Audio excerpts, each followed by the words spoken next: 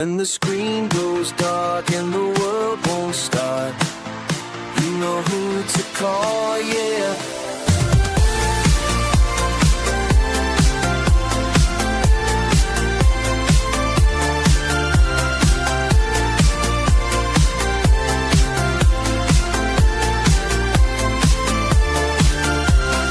Watching you struggle with that frozen screen. 3 days now and you're losing your mind. I see it tapping but nothing's working right. Daniel's got that look in his eyes. From sunrise to the end of the day, you're always fixing what's broken away. Why do you always stay when everyone else would walk away? Why do you always care, Daniel? Why you're always there?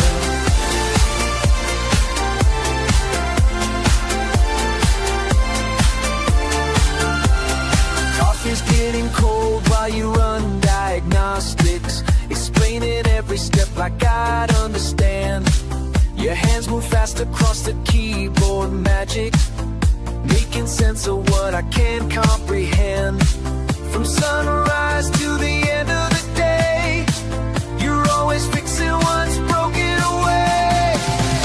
Why do you always stay when everyone else would walk away? Why do you always care, Daniel? Why you always there?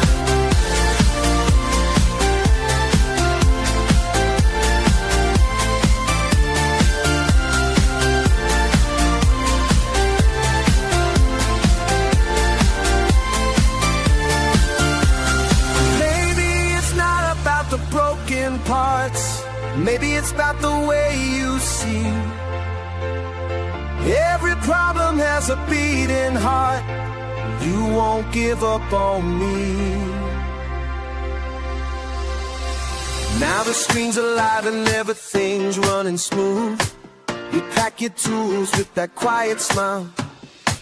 I know tomorrow when something breaks loose, you'll be back here in a little while. That's why you always stay when everyone else walk away. That's why you always care, Daniel. That's why you're always there. The screen goes dark and the world won't start. I know who to call, yeah.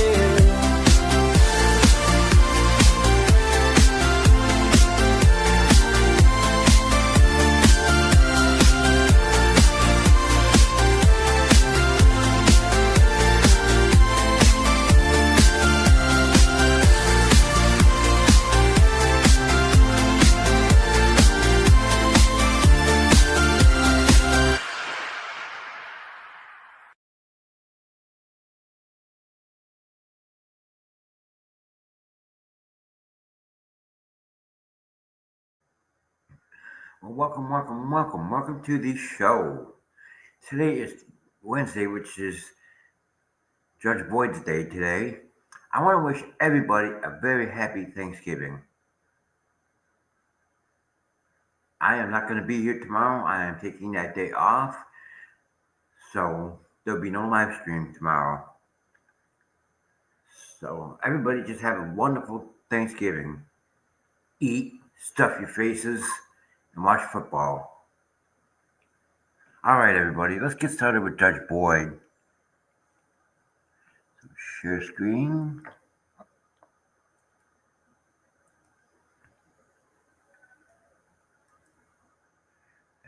Go back to StreamYard. Do this.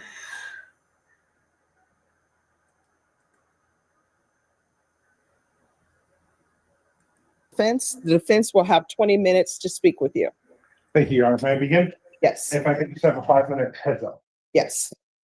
Well, good afternoon, ladies and gentlemen. How are y'all doing today?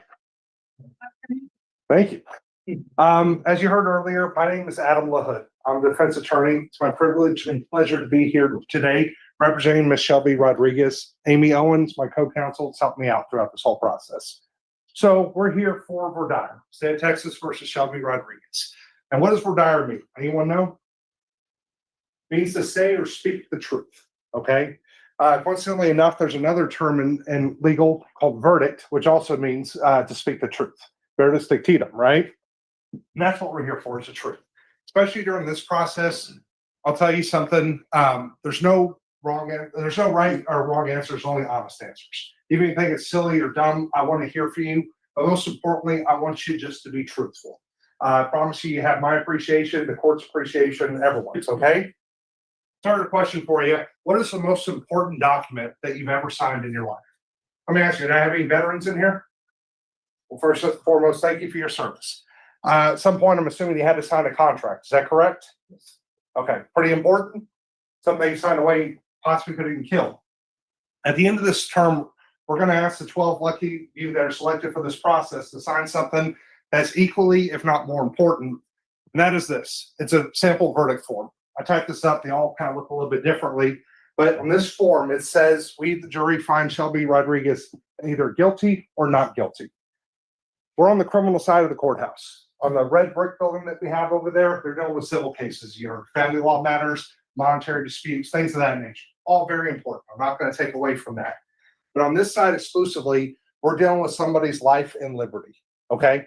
And that's a tremendous responsibility, and that's why it's absolutely important that you talk to us and let us know what you're thinking. Fly through some of this. This is just what the law says aggravated assault with a deadly weapon is. Many things can be a deadly weapon: a firearm, knife, bat, stone, glass, rock. We're not going to get into the specifics of the case with you, but just understand that it's either somebody assaulting or threatening to assault. That what rises to the level of ag assault with a deadly weapon. Again, I think we told you no wrong answers, only honest answers. Judge Boyd hit on this. There's a massive range of punishment in this. You can assess anywhere from probation on a case all the way up to 20 years in prison. And that is a very, very wide range, okay? Kind of unique to Texas law. A lot of states have much narrower ranges. However, that's just the way we do it. Just a question, and you don't know specific facts, but just knowing that it's an aggravated assault, is there anyone here who could never consider probation for this offense? You're saying you're here, if they were convicted, it doesn't matter if it was threatening with a gun, a knife, a glass bottle, whatever. You could never consider probation under any circumstances. Number 49? Thank you, sir. Number 19? Not necessarily. I'm just a little fuzzy on what we mean by aggravated. So aggravated assault is an assault is either threatening to cause bodily injury or harm or actually causing bodily injury or harm.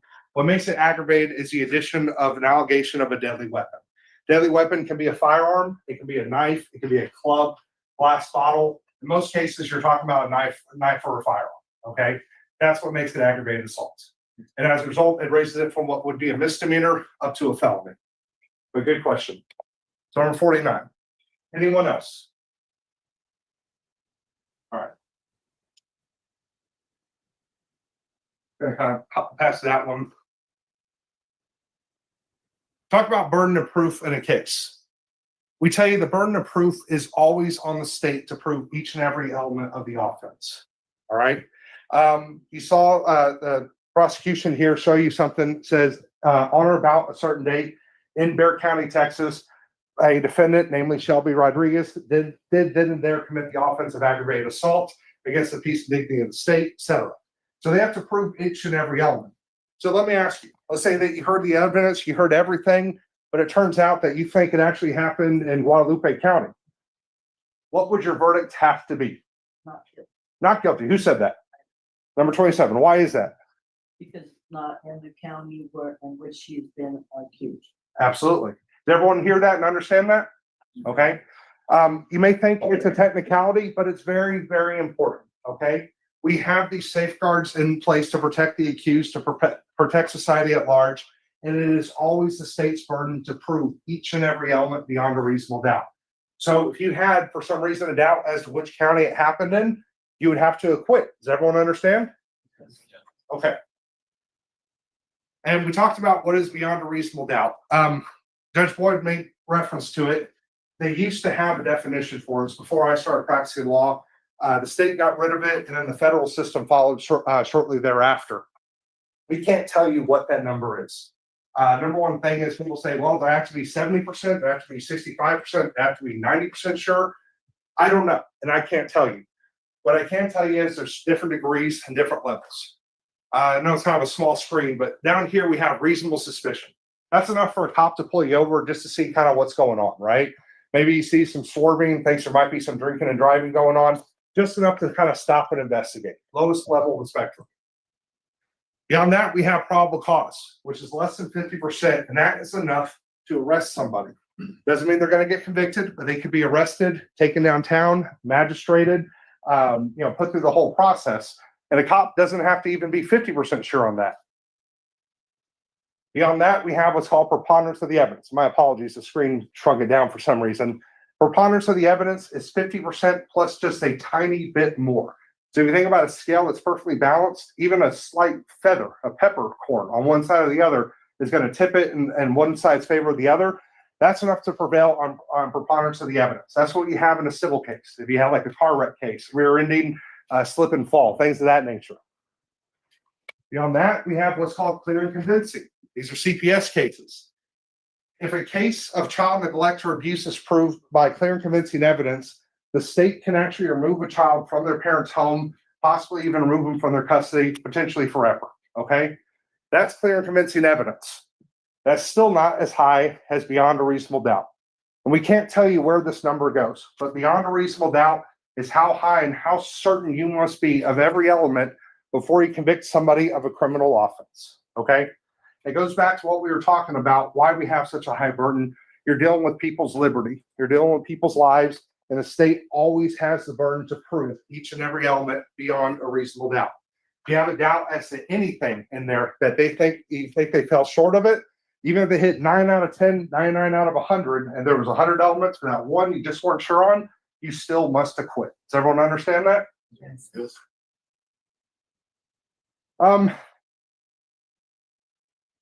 In the penal code, we have different, we have offenses. There's also justifications, and what we have is self-defense. This is straight from the code, chapter 9.31. You don't need to memorize this. Anyone selected for the jury, you don't have to memorize any law. The court will give you the charge. They'll give you all the law. All you have to do is listen to evidence and make a decision what you believe.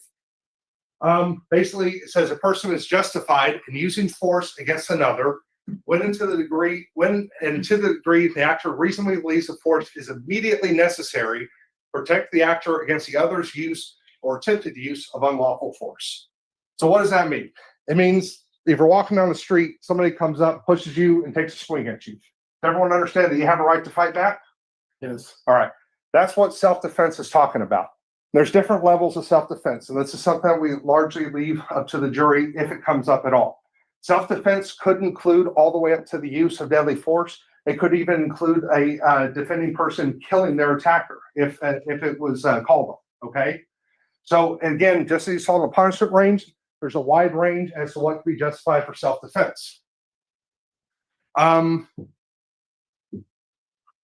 deadly force is justified if the actor reasonably believes the deadly force is immediately necessary to protect the actor against the other's use or attempted use of unlawful deadly force, okay? So again, somebody threatens you with a gun, a knife, a club, whatever. You are allowed to display deadly force or in some cases even shoot up to killing the person if it was necessary to defend your life and person, okay? Is there anyone who thinks that a person is never justified in using should be deadly force against another person, no matter the circumstances? And let me explain a little bit about what deadly force is. It doesn't necessarily mean you have to stab, shoot, club someone. It could be the displaying of a firearm, displaying of a knife, saying back off, get away from me. I don't want to hurt you. That actually rises to the level of deadly force, but it could be justified as we just saw. So I said lethal. That was a typo on my part. Should be deadly force. So you would think that, it's an unfortunate deal, but if you're being threatened, you don't have a right to use deadly force in self-defense. If you feel that way, it's fine. Just let us know. Anyone? All right. Does anyone have any religious, moral, or ethical obligations to considering threatening another human's life to be justified? So maybe you have deeply held religious beliefs. I think we hit on this already. But does anyone thinks due to personal religious conviction that somebody is never justified in using deadly force no matter what the circumstances? Anyone?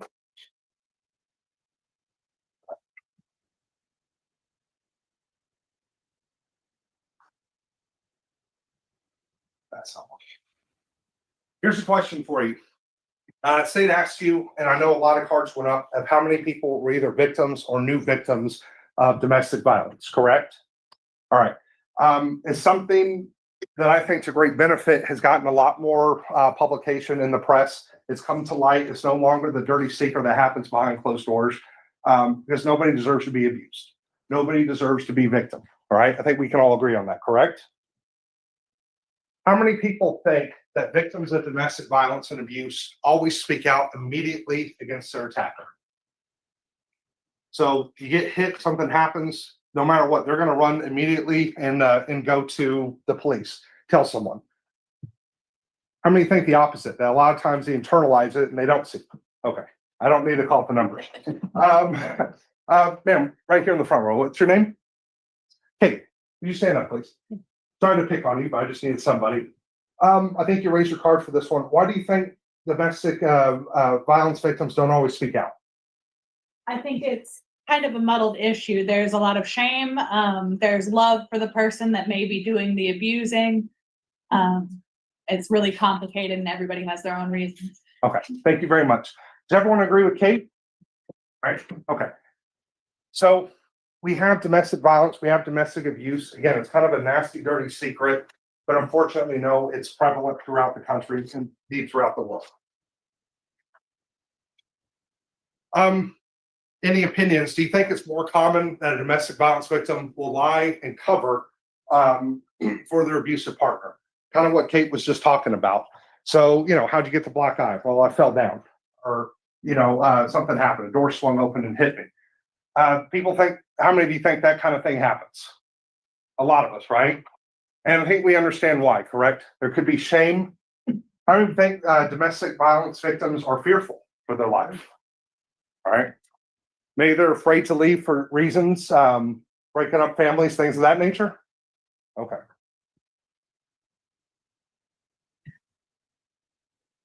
We talked about this whole process that you have a duty to serve, and all of you are fulfilling that duty by showing up here today. And again, you have my thanks, and I mean that sincerely. Jury duty is not fun. I think y'all get paid, was it $10 a day or something? It's whatever it is. 20. My goodness, they went up. Last time I did it was 6. Yeah. But still, if it was 200, it's probably not worth it. It's not a fun procedure, but this is something that simply can't happen without all of you here. Okay, and you have a duty to serve, but equal to that, you also have a duty not to serve in some circumstances. Let me explain what I mean by that. Each of y'all are different. I get about 20 minutes to talk to you, try to get to know you. You try to get to know me. Truth is, we could spend a year together, and I don't know if I'm gonna get to know 65 of you well enough, to call your friend, right?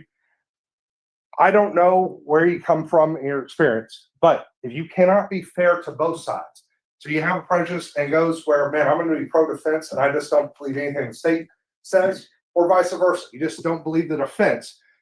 Please let us know, okay? You have a duty to both sides to serve, and I mean that when I say it. Even if you're gonna be pro-defense and you can't talk to the state, we want a fair trial. We need a fair trial. Our whole system depends upon it. Y'all, everyone understand that? Yes. Let me see if I have the example in here. I'll just tell you a quick thing. Kind of funny story. When I got last time I was up for jury duty, it was about 5 years ago. Literally the day before, I got rear-ended and I got hit by an uninsured motorist. It was bad, right? My car was totaled. Everything. I mean, I was going to be out money. And I wasn't happy. So it turned out I actually got called for a criminal trial. Now, how many think, let's say I went and it was a car accident case on the civil side. Do you think that maybe my judgment could have been clouded by what happened? Right. I'll tell you, absolutely, it would have been.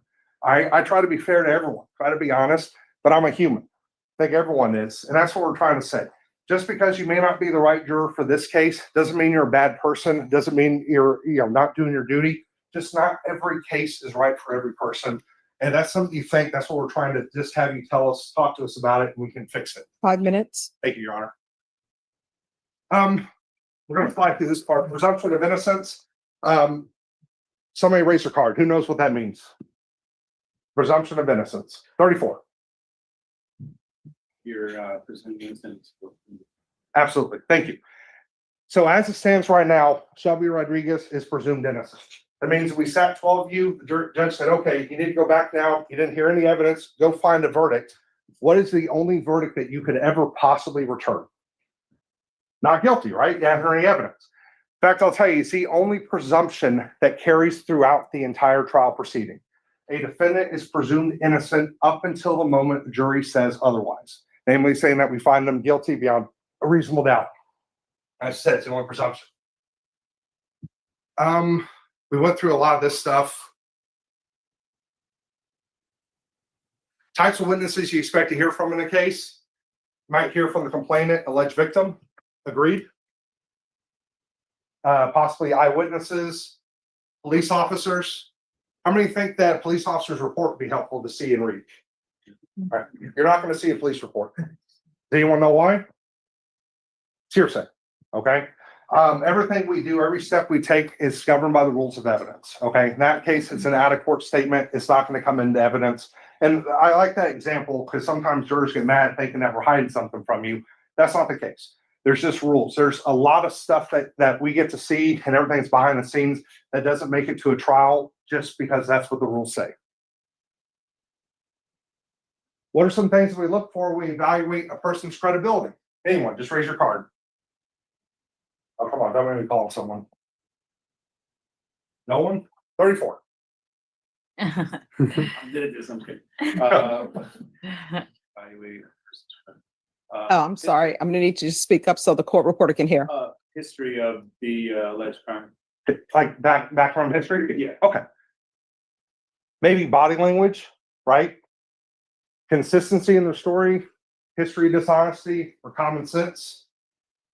We have the Fifth Amendment. Again, I know we're running short on time. Basically, it means that a person cannot be called to bear witness against himself. So during the state's case, they can never call Shelby. They can never call any defendant to testify. If a defendant chooses to testify, she could do so on her own, but the state cannot compel her. Does everyone get that? All right. And we talk about why people don't testify. Nervousness. Real quick, when they did a psychological study of the greatest fears of Americans back in the late 90s, fear of dying was number 2. So you want to know what number 1 was? Public speaking, yeah. It's a miserable experience for a lot of people to stand up and talk, right? We chose somehow to do this for a living, but it can be nerve-wracking for somebody to talk. It could be lack of memory, they're blindsided by allegations, fear of public speaking. Just simply some people don't talk well. You understand? Get past that.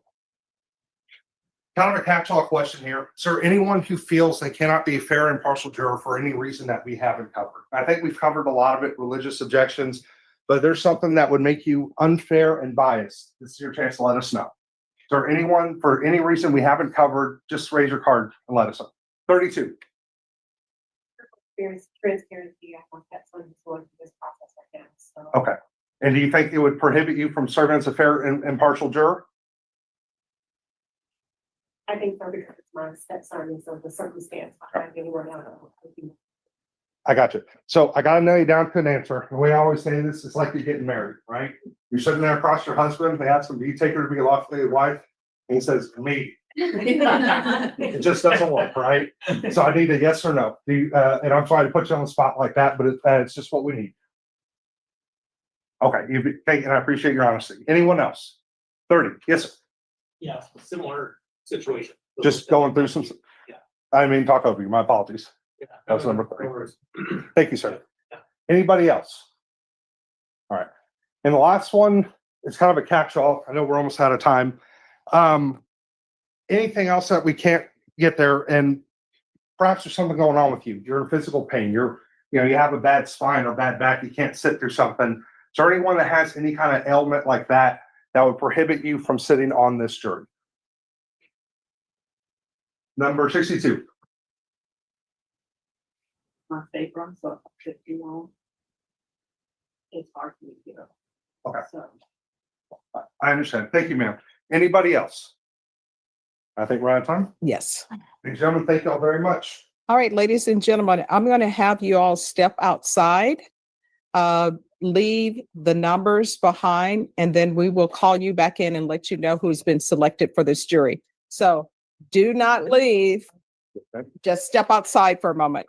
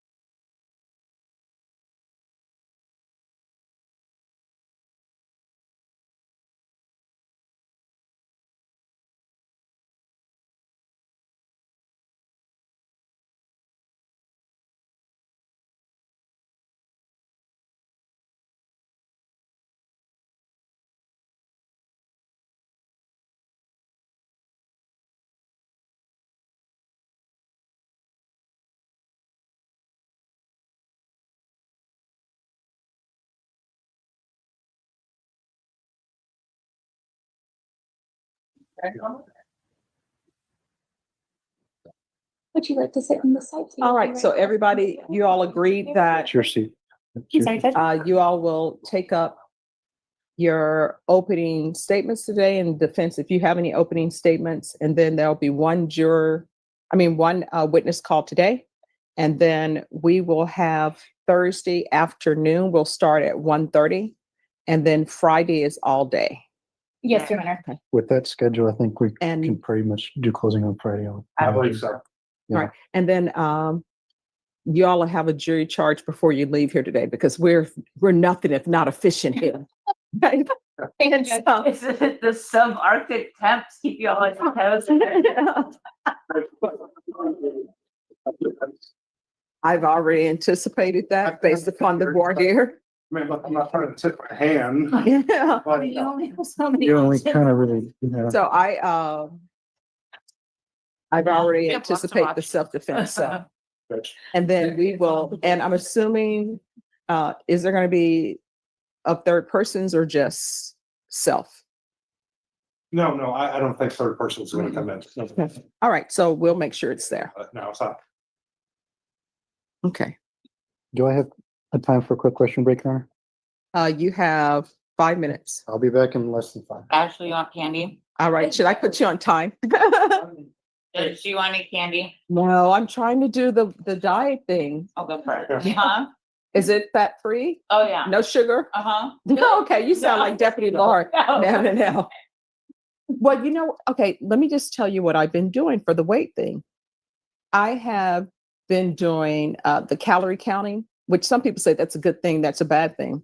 So I ended up going to have lunch with a friend over the weekend at the Cheesecake Factory, right? And so they say, if you're going to calorie count, you've got to be honest with yourself. So we're there and they say, Stephanie, let's look at the cheesecake. Oh. So I look at a slice of cheesecake. I said, well, here's the question I have to answer for myself.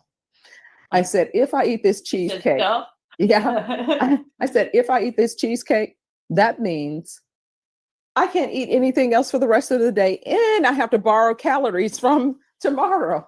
Like I'm in debt. So they're like, Stephanie, are you going to actually not eat it? I'm like, no. I'm like, that's a price that I am not willing to pay. I So- actually lost weight when I came back from my cruise. Mhm. I was like 6 pounds lighter. It was all the walking. Oh, yes. I mean, I walked like 25 miles in one day. It was just. That's why I love being in Europe. You can walk everywhere. That's how you can eat everything. You can walk, you're walking everywhere. That's what we did in Montana. Like all they do is hike everywhere. And I was like, at 8,000 elevation. I was dying. Okay. But then now that you've done that, Amy, you're ready for the Olympics. What spot can the US put you in? Yeah, no. Huh. Well, the highest mountain I ever climbed was 14,000 feet and outward bound when I went over Wow. the summer for 19 days with the backpack on my back, just hiking Telluride. We were in Paris and we were on the outskirts of Paris where they filmed Valkyrie or whatever. So we were going to see the castle. I was in the vehicle in the back seat, 2 women from Spain and another friend, right? The women from Spain, when the driver went to pick them up, they're outside just smoking, right? It's an older lady. And at that time, with my age, she's probably maybe 20 years older than me. So she's in her late 60s, early 70s. We go to the castle, but the time we get out of the vehicle, she's lighting up again and our companion is lighting up again. And we get to the castle and I'm saying to myself, these people are not going to make it up these stairs. So next thing I know, Okay. I'm climbing up the stairs and they are steep because people were teeny tiny, right? And nobody had any type of, designs where it says this is the length of the landing and all of this. So, right. So I'm climbing up. The lady from Spain is climbing the stairs and smoking a cigarette at the same time. She and her companion have long since passed me. And I was in shape at that time. I'm starting to huff and puff. And I say, excuse me, how long till we get to the top? Because we're trying to get to the, what are they called? Turrets or something? Yeah. So we're trying to get there and walk outside. And so the director's like, oh, Stephanie, We're almost there. And my friend's like, Stephanie, she's not telling the truth. I just turned the corner. We have so many more corners to turn. And by the time I make it outside, the lady is already up there just smoking a cigarette. I should have ran up these stairs and just dealt with the fallout from it. So funny. Cracks me up, because George, George is Safer's a heavy smoker. Me too. Mhm. So he smoked all throughout the academy and he played soccer. Frank actually had a contract to go Mhm. pro. So he would smoke a cigarette during a game. And, when they had a break, he'd puff about 3 down in rapid Mhm. succession, just go out there and play. I mean, I was driving one it's, and I thought maybe I wasn't driving, I was dreaming because I saw a lady jogging and smoking at the same time. No way. Yes, you can ask Jamisa because I picked up the phone and called her and I said, Jamisa, I'm making sure that I'm not dreaming. I said, but remind me of this conversation. And she's like, no, you're not dreaming. I'm like, there's a lady jogging and smoking at the same time. All right, these, we're going to go on the record. All right, I'm going to let you all know which jurors will be on the jury. I'll call them out by number. On page 1, number 8, 9, 13, 14, 15, 16, 17. From page 2, Oh, I'm sorry, hold on. what you need me to say again? If you don't mind, please, you went a little fast. All right, so from page 1, it will Uh-huh. be number 8, Uh-huh. 9, Okay. 13, Mhm. 14, Mhm. 15, Mhm. 16, and 17. It's, Any objection to those being on the panel? State. once, 9.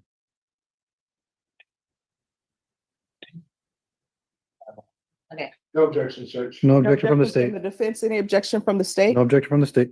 From page 2, the following jurors: number 24, 25, 31, 35, and 36. Any objection, state?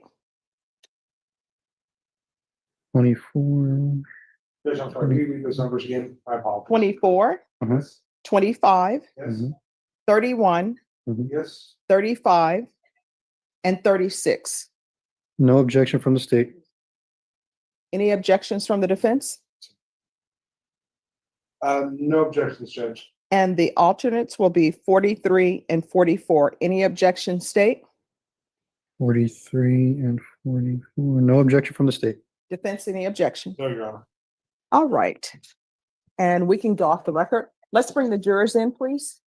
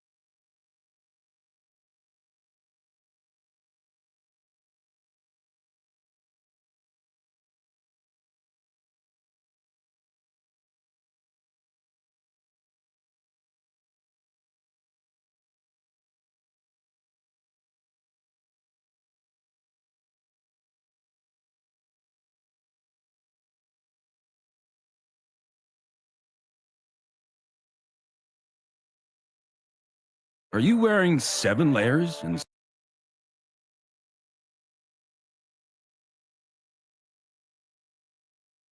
904, State of Texas versus Tanya Ortega. Could I have parties announced for the record for the state? Jason Gahan, Your Honor. Defense? Umberto Sullivan. And are you Tanya Ortega? Yes, Your Honor. Ms. Ortega, I'm showing you what's entitled Court Admonishments and Defendants Waivers and Affidavit of Admonition. Did you review that document with your attorney? Did you understand it? Did you sign it in all the appropriate places? Yes, Your Honor. Did you understand you're charged with the offense of aggravated robbery? It's a first-degree felony. Range of punishment is anywhere from 5 to 99 years or life in prison and up to a $10,000 fine. Did you understand? I'm Yes. showing you the plea bargain page. Did you review that with your attorney? Did you understand it? Yes, Your Honor. According to the plea, there's a $1,500 fine, affirmative finding of deadly weapon. State recommends deferred. There's to be restitution, if any, to Michelle Michelle Young. Did you understand that to be the plea? Yes, Your Honor. Defense? Yes, sir. State? It is, Your When Honor. you're outside the agreement, the state is requesting that your community supervision be for a term of 8 years. There be a TAP evaluation, 200 hours community service restitution, and no contact with Michelle Young. Did you understand those were recommendations from the state and the court does not have to follow those recommendations? Yes, Your Honor. Then to the offenses charged, how do you plead? Guilty, not guilty, or no contest? No contest. State, any evidence? Yes, Your Honor. State Exhibit number 1 with all of its attachment. No objection. Proceeding with sentencing? Yes, Your Honor. Anything you wish to say on behalf of your client? No, Your Honor. All right. So what started this argument? What's the argument about?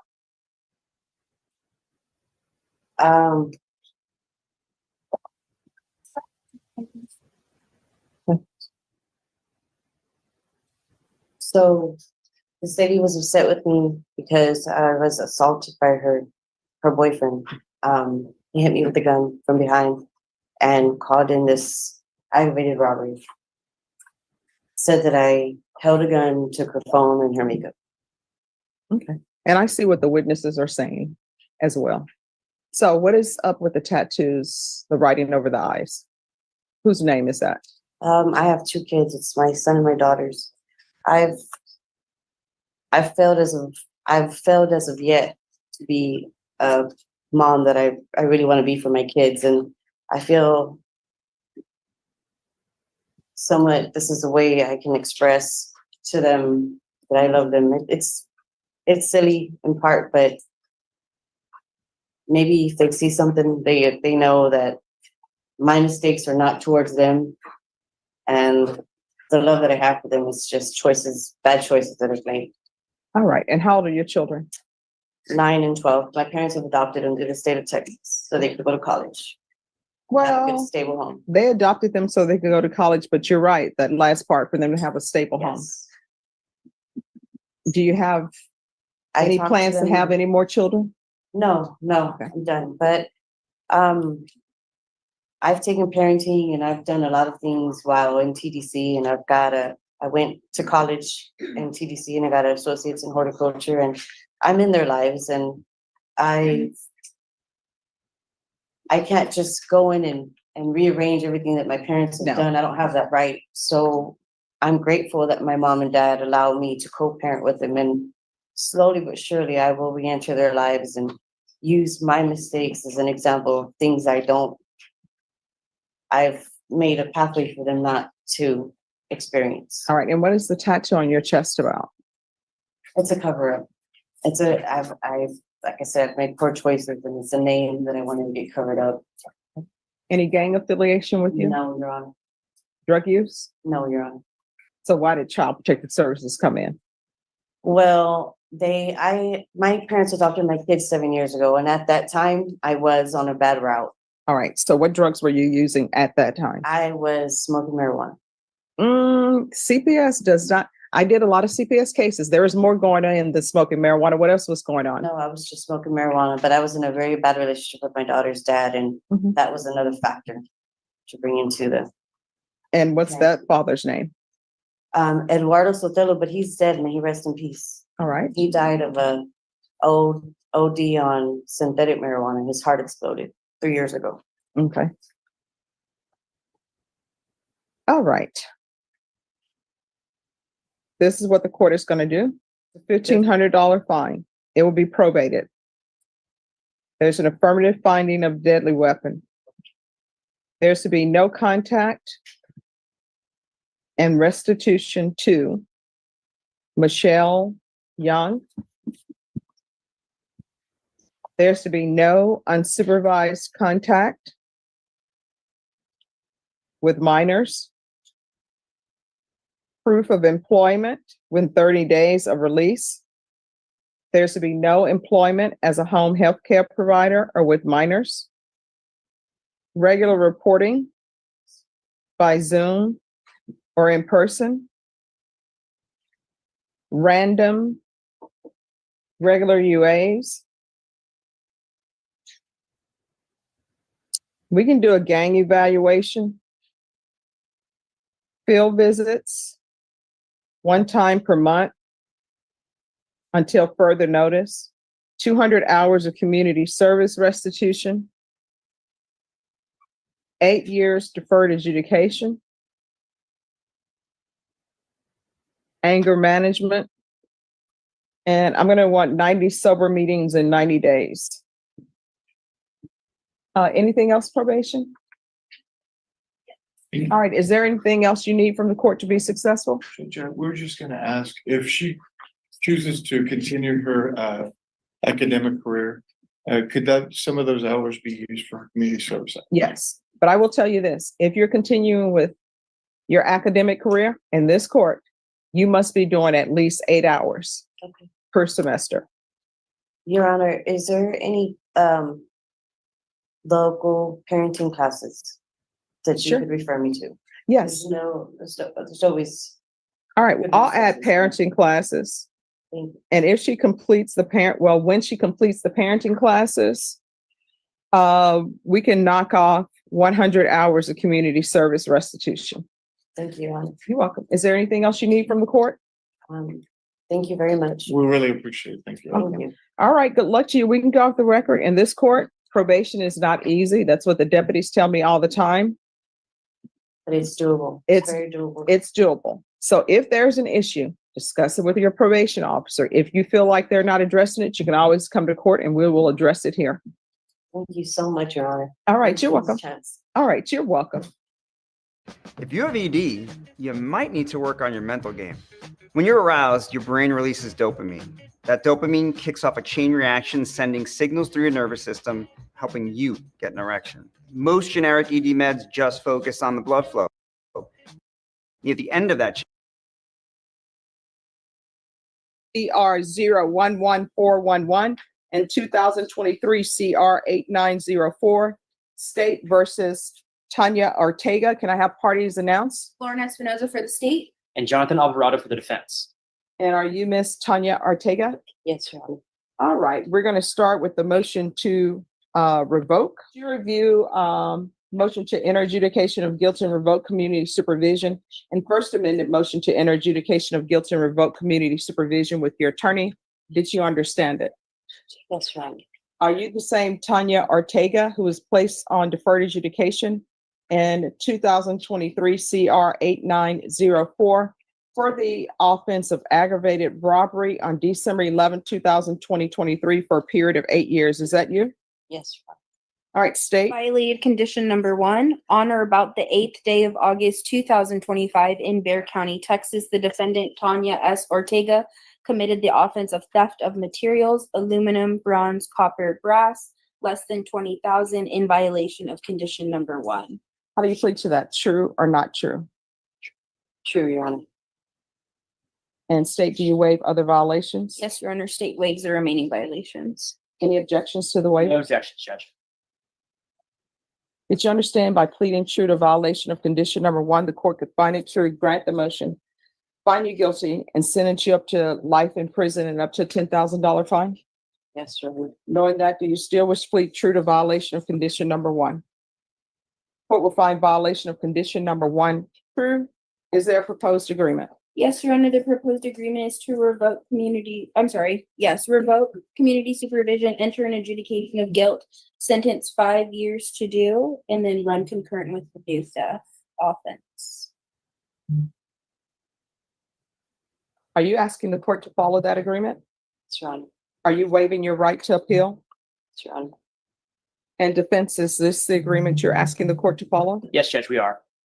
Has she done anything on probation? She has, Your Honor. She was employed working as a welder for, I believe it was not Toyota plant per se, but maybe one of their subsidiaries, Judge. I believe she had many submissions as far as drug tests. However, she did have a few missed, but she was not testing positive.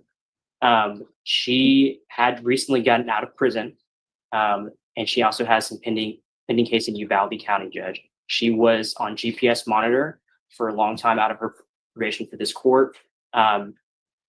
She was making payments towards that. She was also on pretrial at Uvalde County, having to make payments towards that. She got into a position, I think, Judge, where she was financially unstable, leading to the theft charge that's before you now. Ms. Ortega has not tested positive, and I don't believe the theft was drug related, Judge, as far as like trying to make money to pay for drugs. I think it was something where she was trying to have money to pay for rent and so on, and she makes those kind of admissions in the stipulations on the theft case. So this was something, Judge, where we actually considered potentially going open to Your Honor to continue to see if you consider continuing her on probation, but given everything that was going on in her cases, being also on a parole hold, this was something we came to an agreement with the state for. We are asking you to follow it. All right. So the underlying facts of the case that she's on deferred adjudication for are not great. Yes, Judge. So this is what the court is going to do.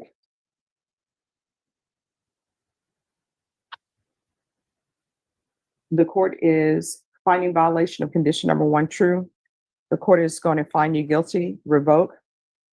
The court is going to sentence you to 8 years in the prison, give you credit for any time served. There's an affirmative finding of deadly weapon. There's to be no contact with Michelle Young, no residing with minors. When Your Honor can, I have one more request regarding this case. So she does have parole hold out of Bell County. Expecting the court's sentence, we would ask that if the court would consider running that case concurrent with this case, and I do have the cause number on that. All right, concurrent with? Bell County case number FR 81006. 006? Yes, Your Honor. All right, and what the court will say is with regards to that cause number, only receive credit if there was a warrant issued in this case and if she was in custody for the Bell County matter. Okay, Judge.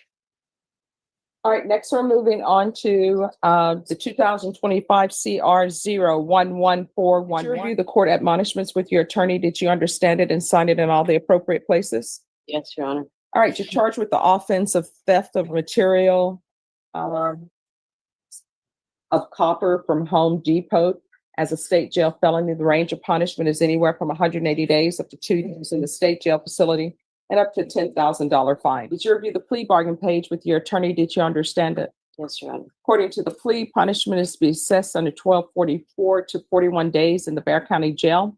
There's a $1,000 fine.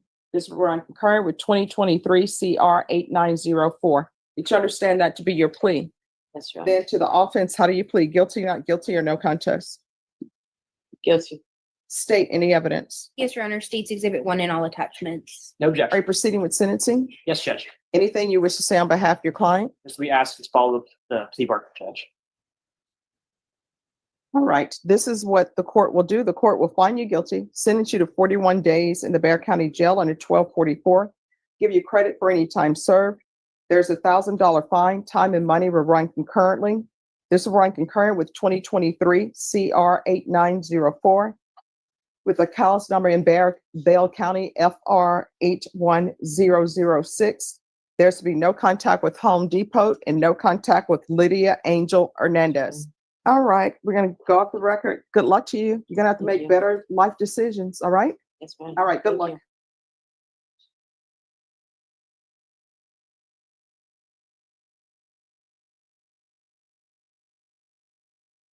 This is the bariatric.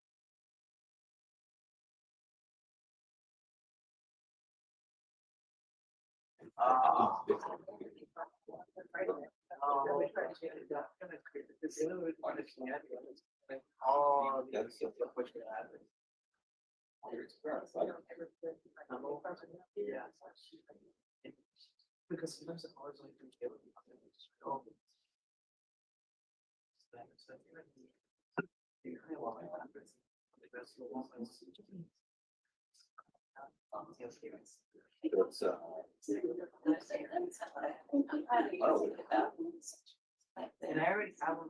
Because I need the report, which is, I think it was between. Well, so then that's.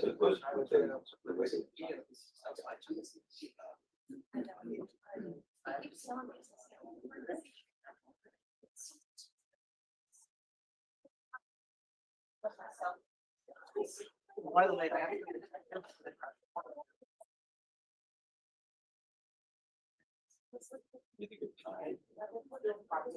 Okay, so.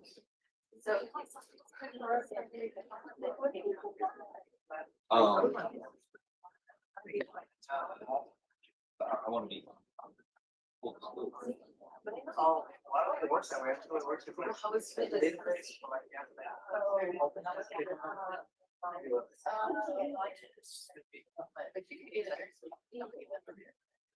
Well, I don't know, actually.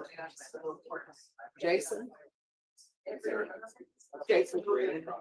So, Tony, never heard of, never seen The Wiz, but he has redeemed himself because he knows the songs to Grease 2. Oh, Grease 2. Oh my God. But the first Grease was so much better. No. You know how many times I saw Grease 1 How many? at the movie theater? How many? Like 12 times. See, And I was like, it came out in 77 or 78. Yeah. I was 4 or 5. You know why? My sisters. We would walk the movie theater and the same thing with Annie. I saw Annie probably like 8 times at the movie theater. Oh, yeah. And I saw the Christmas Story first row at the movie theater when it was. But Sean, here's a strike against Jason. You know what he thinks? He thinks Grease 1 is better than Grease 2. Oh, you think Grease 2 is better? Oh, we need to have a song off. John Travolta. Michelle Pfeiffer is in Grease 2. Olivia Newton-John. I mean, come on. Come on. Don't disrespect her name that way. Tony, To this day, I'm still. what is better? I know that Jason is first chair, but what is better, Grease 1 or Grease 2? Oh, he just did that because of you. That's all. Well, that's by Cornelius Cox. You had Cornelius Cox last week saying LSU was going to win.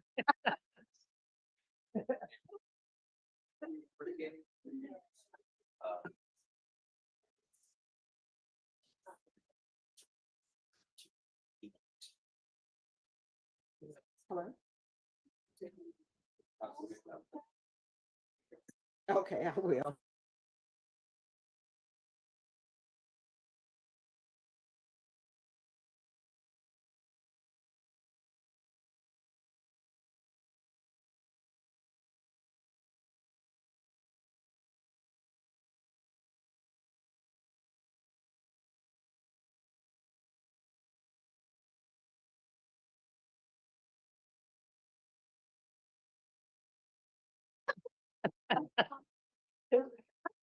Mom, come get him. Yeah. But Sean, he's like Jackson. Tell mom, come get him.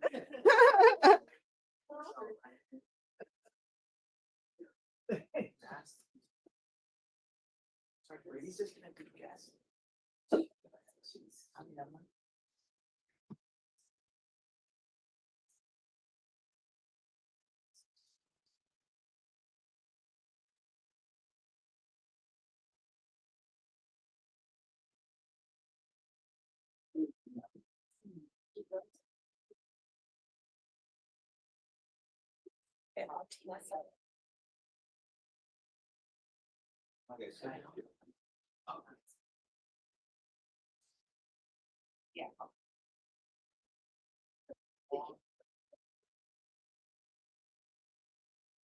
All right, Norma, Yvette Martinez.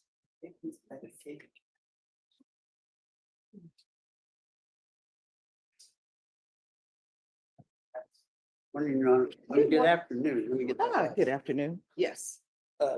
James Scott Sullivan from this Martinez. Oh, and Jason, if you could review that, that's on it. It's not related to this case. Okay. All right, yes. So where are we? We're present and ready now.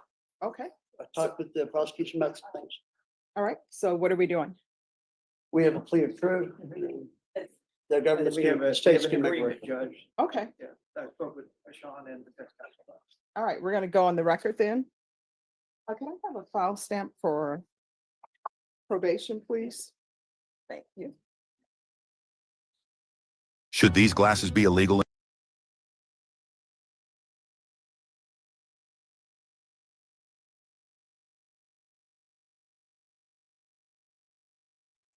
All right, court is calling 2023 CR 1876 State versus Yvette Martinez. Can I have parties announced for the record for the state Jason Garahan, Your Honor. defense?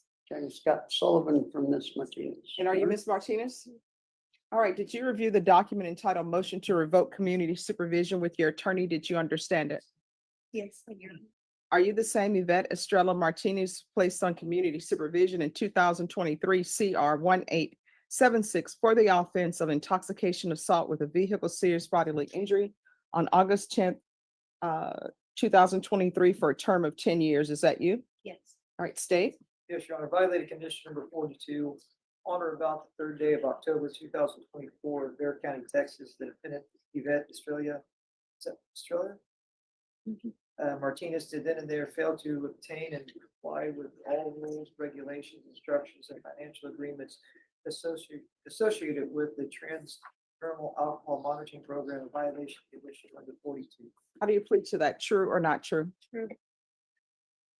All right, did you understand by pleading true to violation of condition 42, the court could find it true, grant the motion, sentence you to 10 years in prison and up to $2,500 fine? Yes. Knowing that, do you still wish to plead true to violation of condition number 42? Yes. Court will find condition of 42 true. Is there a proposed agreement? There is, Your Honor. It is to deny the motion to revoke the individual's probation, order weekly reporting for 60 days. Also order her to bring in, or by the end of today, bring in proof that she is enlisted or is enlisted with the DWI intervention program because I believe that she'd already had it, but then was disqualified because she missed a day. Mhm. And then also order zero tolerance to all conditions. And then also order state ISF to hold that in abeyance. All right, so here's the court's question.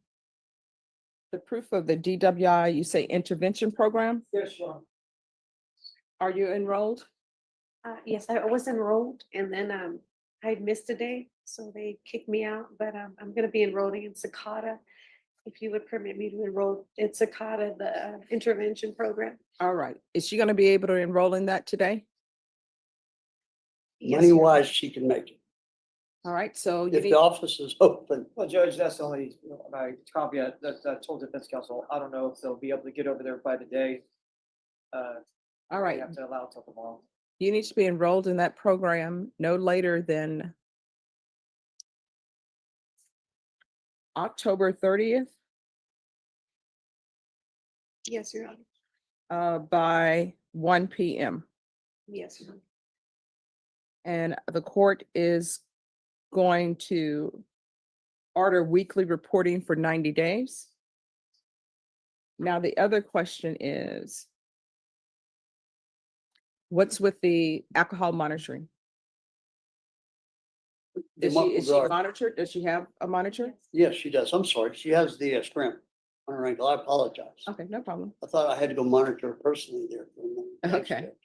Continue with scram until further notice.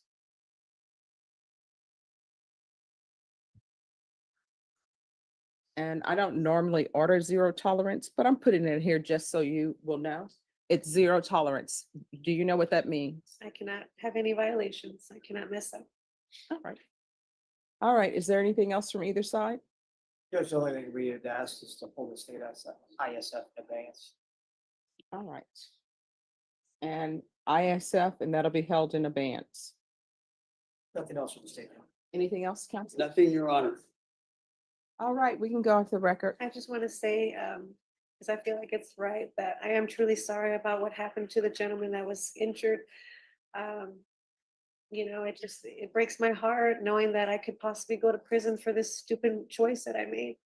And I love my kids so much and All right, so here's the thing. Let me just tell you.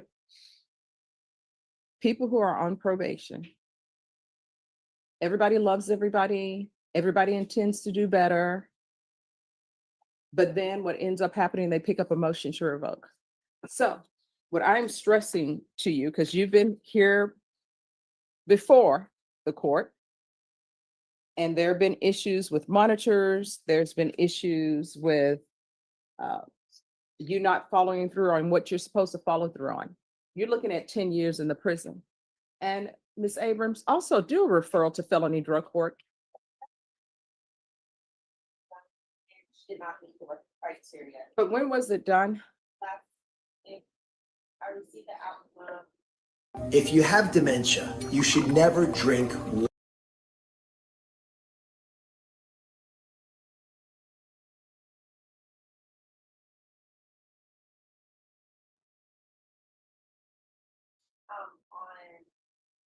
10/2. All right. All right, so here's the thing. How old are your children? 8 years old and 3, 4. Do they live with you? All right, so let me just tell you, if you end up going to prison for 10 years, you do the math. Your 8-year-old, if you serve the full 10, they're gonna be an adult by the time you come out. The other child, not gonna know you. Somebody else is gonna be raising them. So you had better get it together. Otherwise, somebody else could potentially end up raising your children. Do you have somebody lined up to raise your children if you don't do right? Then you know what could end up happening? They could end up in foster care. You understand? Yes. So you're gonna have to do better. And I will tell you, in this court, people have drug problems, people have alcohol problems. I always say, let your probation officer know what's going on. That's the thing. But you got to do your part. And when I tell people to let probation officers know if they have an issue, it's not going to probation and begging them, oh, I really don't want to do this condition. Or, guess what? I got kicked out of the DWI intervention program. That's not what I mean by going to your probation officer help. I mean, picking up the phone. I'm about to use alcohol. Where can you send me? What can I do? That's what I mean by help. Help with you being successful in your probation and not drinking anymore. Because otherwise, what's going to end up happening, you're looking at 10 years in prison, and that's potentially a full 10 years without you being in your child's life. And I will tell you, CPS court, your 8-year-old, it's hard to get 8-year-olds adopted and 10-year-olds. People always want a little baby. Your younger child, though, somebody will adopt your younger child. And then your children will be separated. And when you come out, you're going to be trying to find them. You understand? Yes. So I'm not being mean, but you had better start stepping up. You understand? Yes, Your Honor. All right. Good luck to you. Thank you. Thanks, Your Honor. Good word. May we be excused? You may be excused after she speaks. Well, you can. She needs to speak to probation. If probation wants me to speak with them, I will. Doesn't that? Can I be excused? Oh, sure. You're excused. I'm gonna But stay in the courtroom. all right. I appreciate that. Thank you, Your Honor. You're welcome.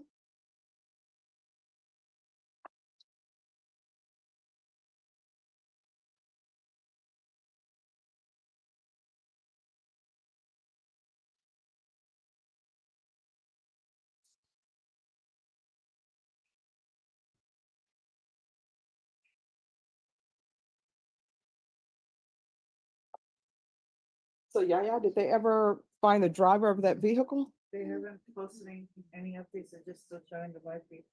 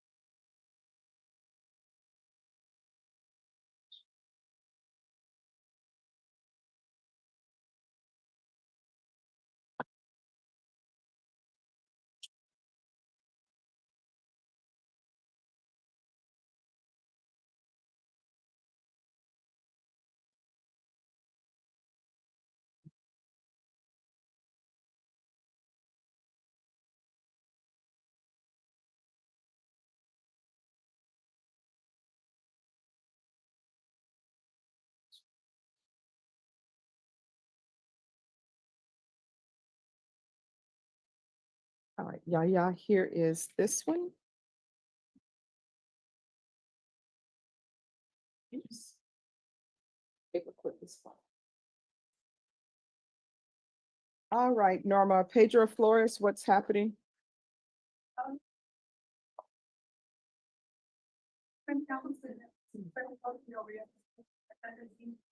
All right, so recall it for the 31st. Is Pedro Flores in custody? Pedro Flores? Yes, ma'am. Hi. Hello. Hi, your attorney is actually in federal court. Okay. And federal court takes precedent over state court. So we're gonna bring you back on Thursday and your attorney will be here at that time, okay? Okay. All right, thank you for your patience.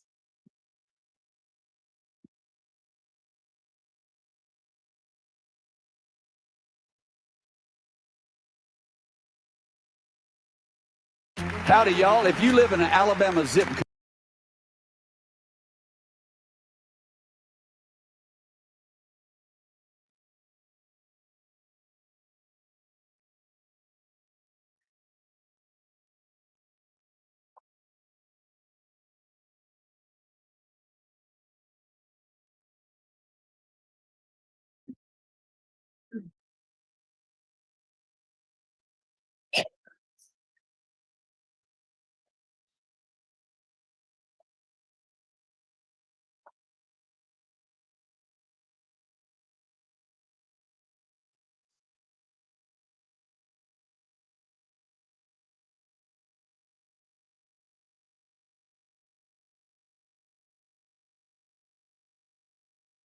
All right, and then Anthony Harris.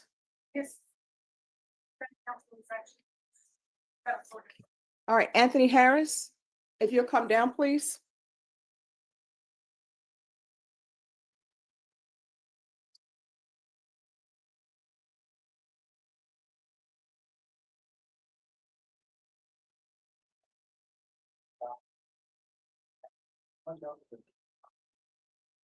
All right, Mr. Harris, we're gonna call you back on Thursday. Your attorney is in federal court and federal court takes precedent over state court, okay? So we'll bring you back on Thursday. Yes. All right, thank you. Thank you for your patience.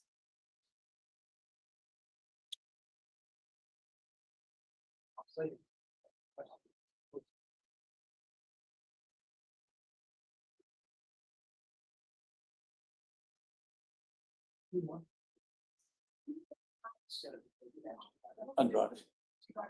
I've seen it happen.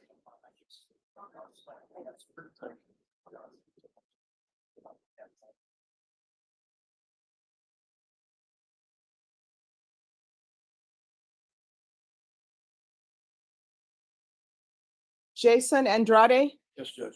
where is he? He is not present, Judge. I spoke with him 12 minutes ago. Mhm. He promised he would be here tomorrow night. Oh, he needs to be here today. I understand that, Judge. Okay, all right. Deputy, could you make an announcement for Jason Andrade in the hallway, please? So how's it been going? Reasonably well. Okay.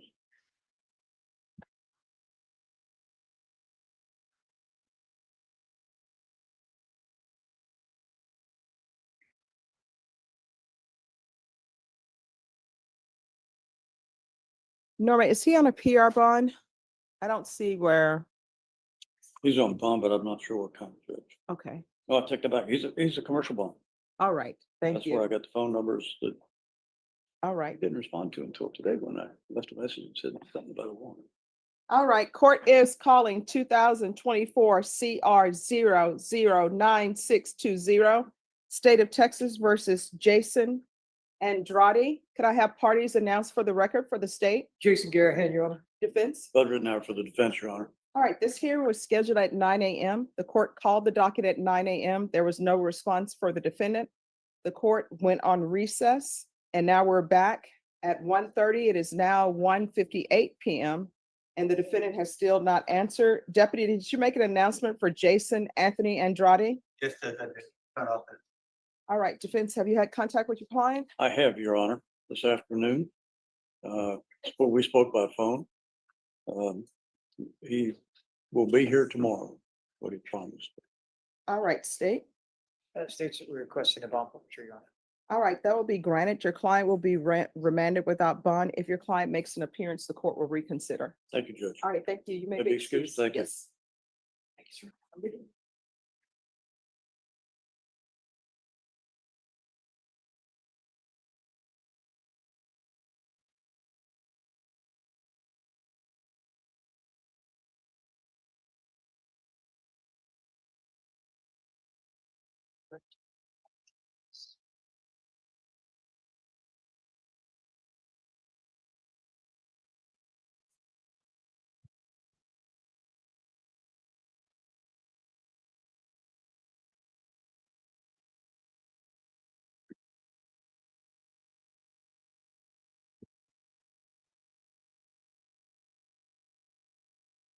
James Lord. Yes, Your Honor.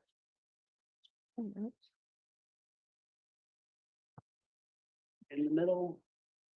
Hello, Mr. Lloyd. How you doing, ma'am? I keep wanting to say Lord James. I think that flows Yes, differently. yes. Right? All right, so counsel, where are we on discovery? I believe we have everything, Your Honor. At the last setting, I did confer with ADA Daniel, and he had taken some notes to contact the CW before making an offer.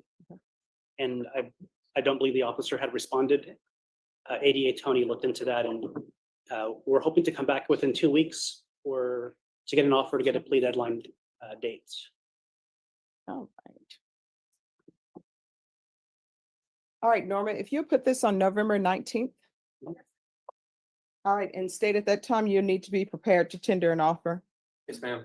All right, is there anything else? Nothing further. All right, do you have any questions? No, ma'am. All right, we'll bring you back on November 19th. Yes, If ma'am. for any reason your attorney wants you back here sooner, all he has to do is let us know. We'll have you brought over sooner. All right, thank you. All right, thank you. Thank you, Judge.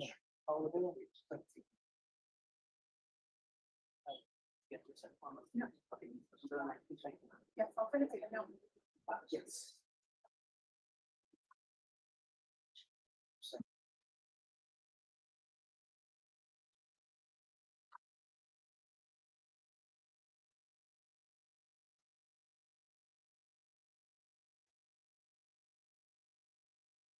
When it comes to snow, go with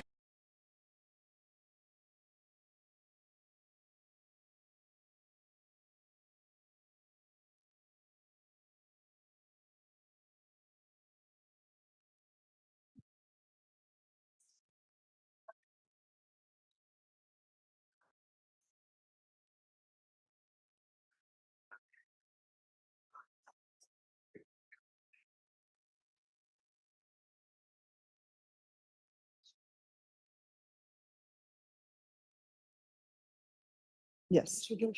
I mean, this is associated with the DWI, and I think that it's an ag assault. I mean, I was trying to look it up, but it crashed on me just now again. Okay. But I mean, I think, I don't know if we want to bring him Oh, you know in. what? Let me ask you this. Norma, can you call Joseph Statesman back, please? Because I see who the attorney is, so Oh, okay. Joseph may be able to address things. Okay, Judge. Yeah. Otherwise, we'll set it for a hearing. Yeah, because it's a 6-1, and it's like, I think all previous ones were about the same, and he's like testing where it's like, seems like it's alcohol use. Okay.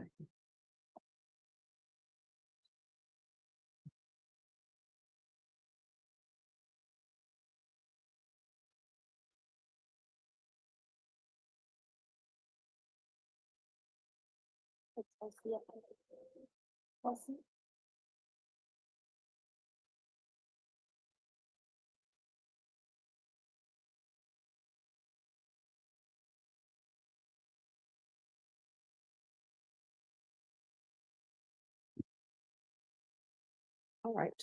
Chelsea?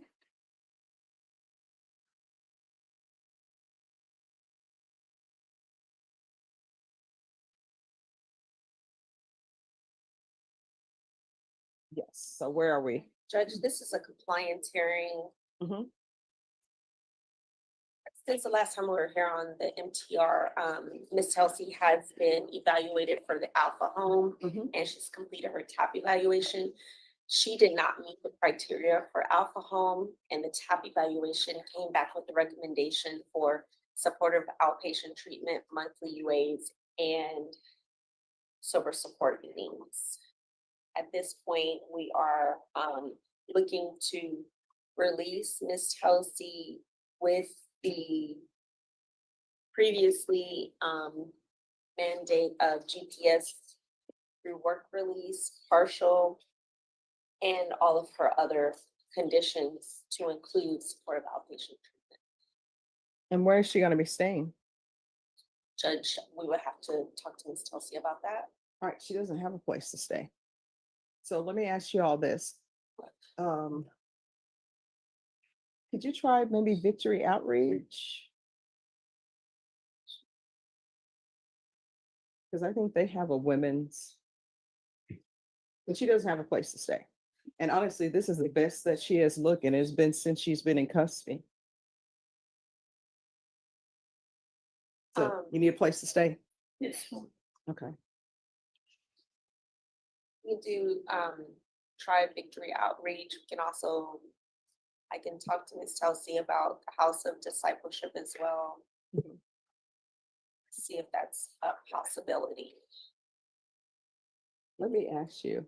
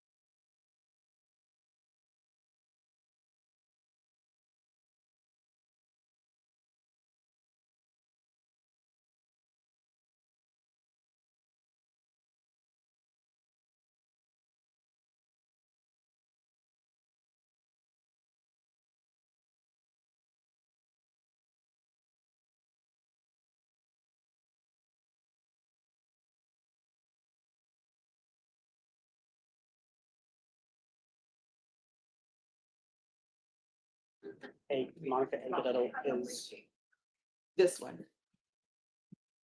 Because it has Monica E on there. we had approached before on prior violations. James? And we were notified that he hired counsel. Okay.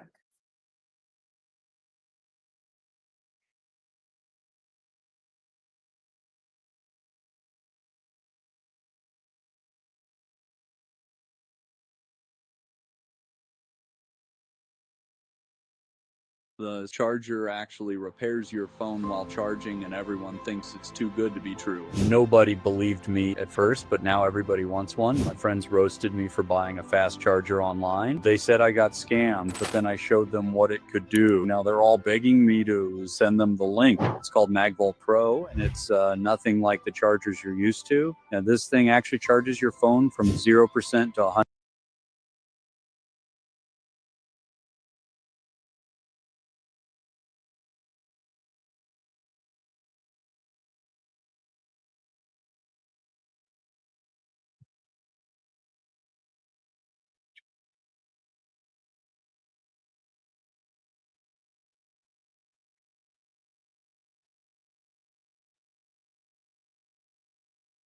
Trying to find something.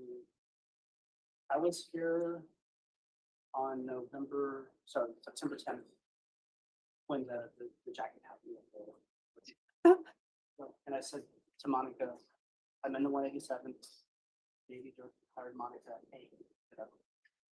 But she was here, she confirmed. Hey, get up. I don't know if her. And she's from another county. She practiced elsewhere before she moved here. We've only been here a little bit of time. She was.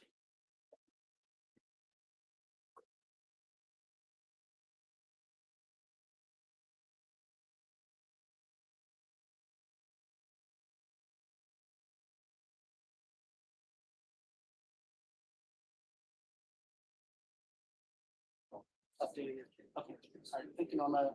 Okay, good. Bye. Yes, bye-bye, thank you.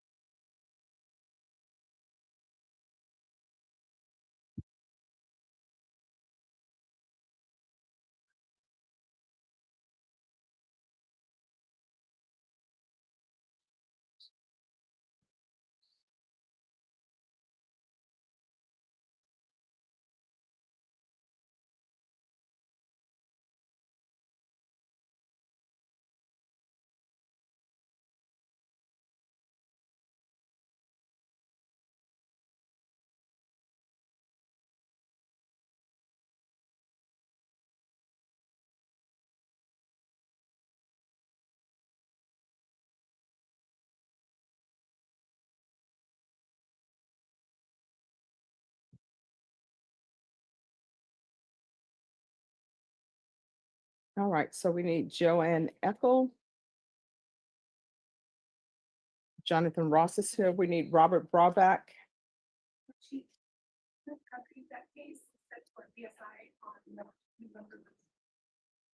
All right, could I see the file on Robert Lopez, please?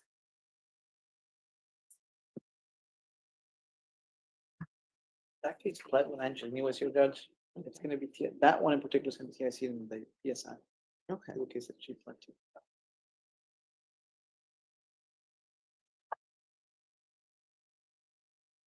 So when is his PSI scheduled for? November 8th, 12th? I know it's in November. But I don't Okay, remember the date. all righty. Let me put it in.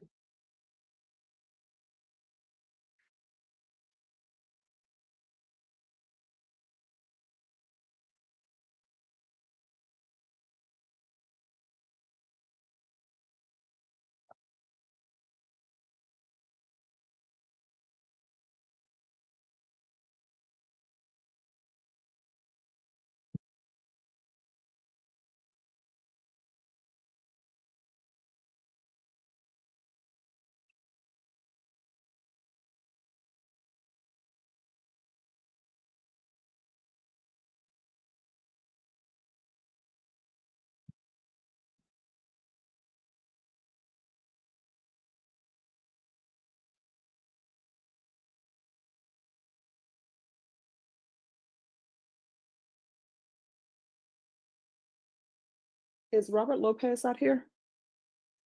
Mr. Lopez, if you'll come down, please.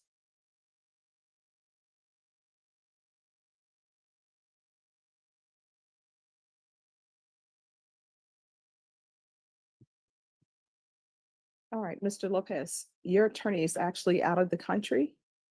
So we were scheduled for October 29th, but it's been moved to November 12th. So that's when you'll come back for your sentencing. All right. All right, you have any questions? Do I have to take like another a tap or No, you do not. I'm just gonna wait to come back? Yes. So my understanding is all of the evaluations have been completed. Is that correct, probation? It's Robert C. Lopez. Do you need a cause number? It is 2023-8809.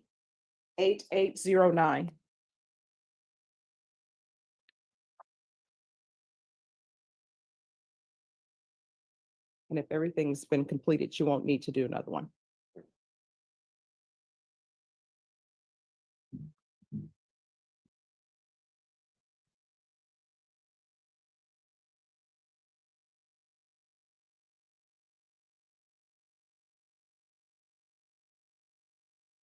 She has further to call me appointment for services on 11/7. Okay, well, this works out great.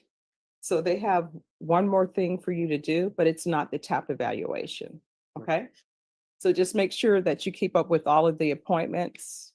You understand? Yes. All right, thank you. I think.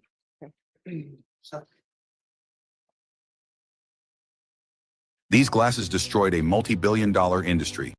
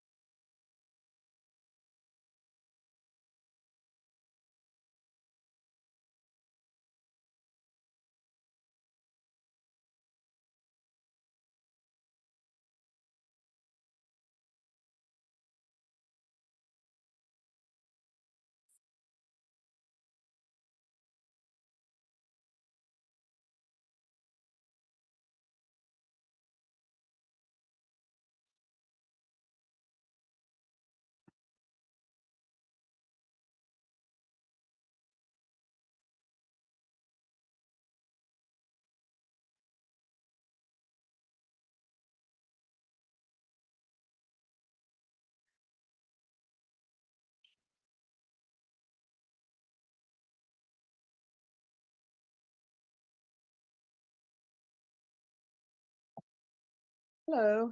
Don't know. All right. So on this case, where are we on discovery? Judge, that's what the prosecutor and I were just talking about. I am in the process of trying to go through everything that the state, I guess, has uploaded. I don't know whether anything's missing or not. I did ask about a crash report, but the prosecutor tells me there is no crash report. Okay. So I still need some time to go through that. And in this case, I think, Judge, I need to file a motion for an investigator. There's some things that need to be investigated. Okay.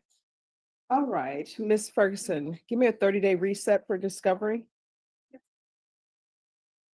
Oh, we can do that November. 30 days, mine's on the Thanksgiving, the 28th. Well, I tell you what then, let's.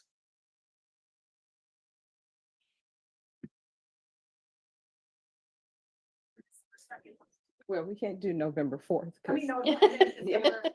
That's Monday, isn't it? Yeah. I need a little bit more time than that, I think. All right, I tell you what, this is what we're gonna do, sir. We're gonna put you down for December 2nd. And counsel, you need to have filed the motion for an investigator before then, All right. and then we'll see where we are on discovery. Do you have any questions? No. Okay, Okay, Judge, may we be excused? Yes.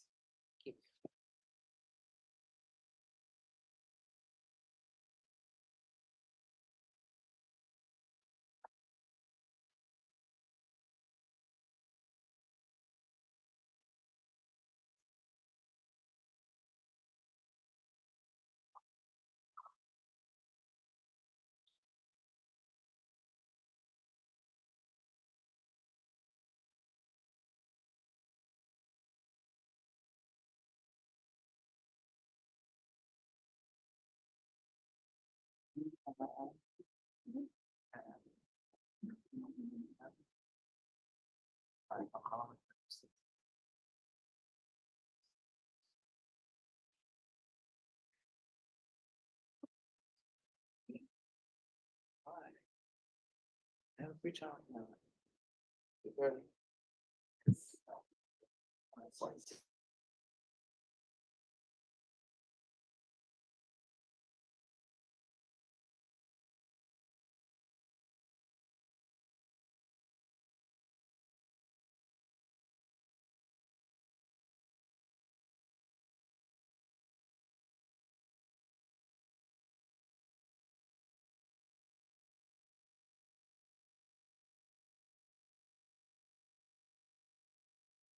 Stop paying out of pocket for groceries in 2025.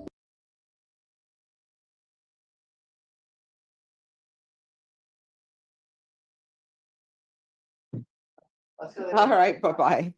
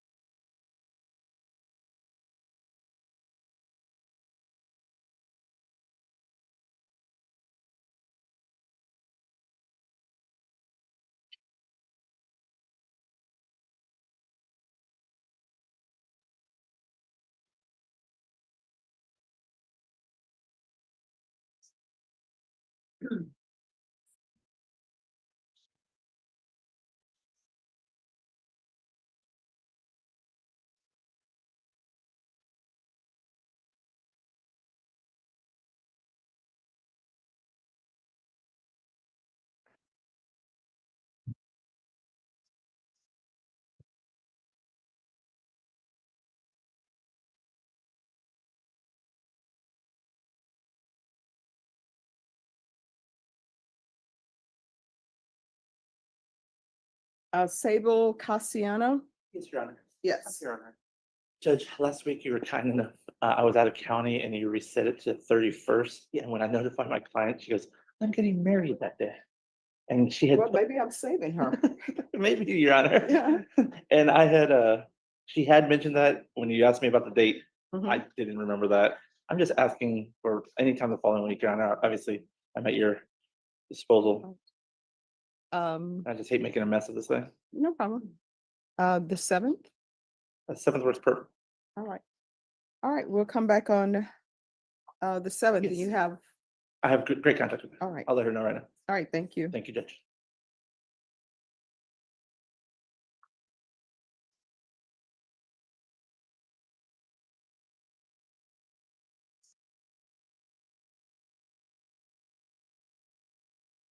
All right, Norma, on this one, it's being recalled for the 7th.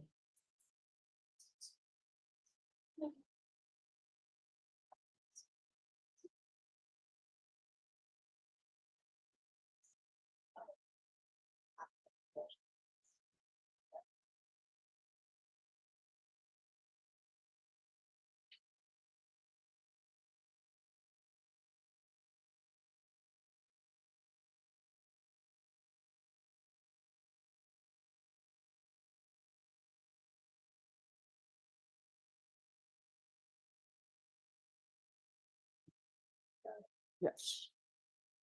So, can we bring Miss Chelsea back on? Mr. Wilson, this is his first setting. He was bonded out on habeas some time ago, but All right, Mr. Olson, come down. Hmm? He's got a shattered ankle, Your Honor. Oh, I'm so sorry. Oh, you can remain in the box. I didn't know your ankle was shattered. I can't see over the computers. All right, so where are we on discovery? I believe.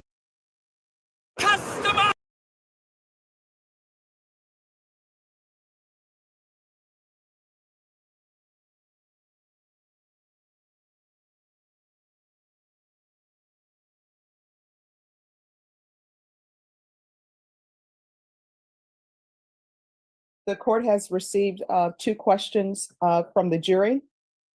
Have both the state and the defense had an opportunity to review the questions? State, Yes, Judge. defense? Yes, Your Honor. All right. First question, Judge, if a sentence of longer than 2 years is decided, if parole is authorized, how long will the defendant remain or could remain on parole? The court proposes the following supplemental charge. With reference to your inquiry, you have all the law before you. Please continue your deliberations. Any objection to that supplemental charge? State, No, Judge. defense. No, Your Honor. Any objection to sending the answers back to the jury? No. No, Judge. Next question, Judge, if a sentence of longer than 2 years is decided and the defendant is eligible for parole after 2 years, will he be allowed to contact the victim if he is on parole? The court proposes the following supplemental charge. With reference to your inquiry, you have all the law before you. Please continue your deliberations. Any objections to the supplemental charge with regards to that question? State, No, Judge. defense? No. Any objection to sending the answer back to the jury? No objections. No. All right, thank you. All right, if everyone please remain in the courtroom. Yes, Judge.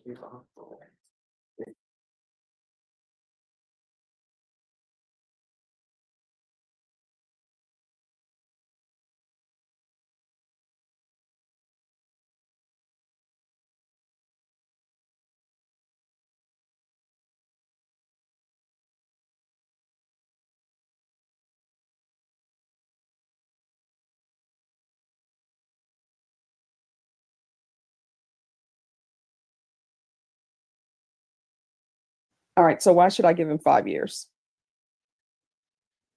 Because the complainant in this case is the same complainant that he has the new case on. He walked into the courtroom with a deal for 5 years, thinking this was all just a formality. He was wrong. This is Juan Carlos Aguirre Jr., a man accepting a plea deal for assaulting his partner. The prosecution. 5-2, could I have parties announce?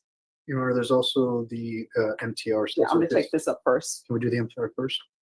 Why are we doing the MTR first? For purposes of the plea on the waiver and this, they're gonna be running concurrently the sentences. I can still say it's running concurrently. All All right. right, sorry, Rick Payne for the state of Texas. Donald Wilson for the defense. And are you Mr. Aguirre? Yes, ma'am. Counsel, you received all discovery? Yes, I have. Did you review it with your client? Yes, I have. Court will find that the state is in compliance with discovery. Mr. Aguirre, did you review the waiver of indictment, reading of information, and rights under Article 1.051 and 26.03 of the Code of Criminal Procedure? Yes, ma'am. Birmingham homeowners, did you know there are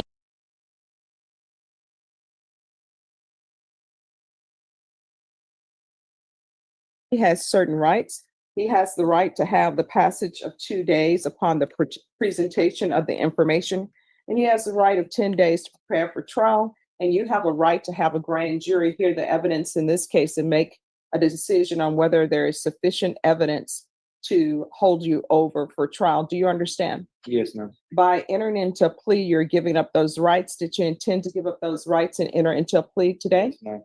Court will find that defendant has knowingly and voluntarily waived indictment, reading of information, and rights under Article 1.051 and 26.03 of the Code of Criminal Procedure. Did you review the felony information with your attorney? Did you understand it? Yes, ma'am. Counsel, you're waiving the reading? Yes, we are. State, and you're proceeding as the information is presented? Yes, we are, Your Honor. Mr. Aguirre, did you review the court admonishments with your attorney? Did you understand it and sign it in all the appropriate places? Yes, ma'am. By information, you're charged with assault family household member with a previous conviction. That's a third-degree felony. Range of punishment is anywhere from 2 to 10 years in prison and up to a $10,000 fine. If you have a plea with the state, the court does not have to follow your plea.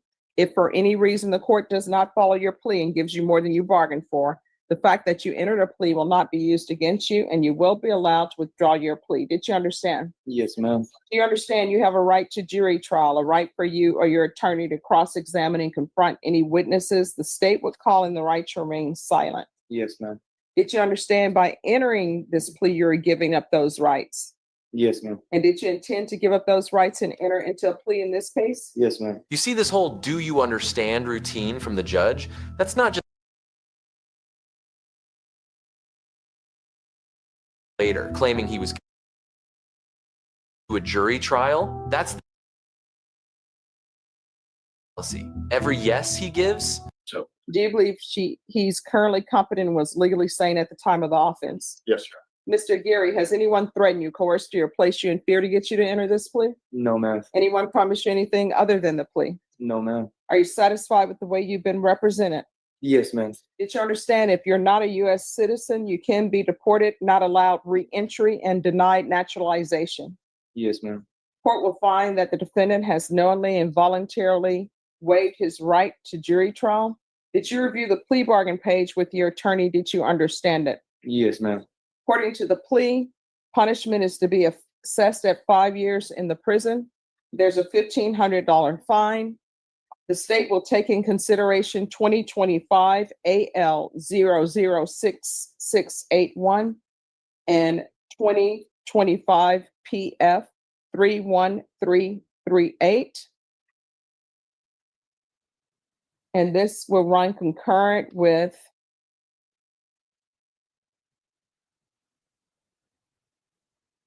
I have the case number. 2020 CR 12202. Did you understand that to be the plea? Yes, ma'am. So now he thinks he's got this 5-year plea bargain locked down. A little naive, right?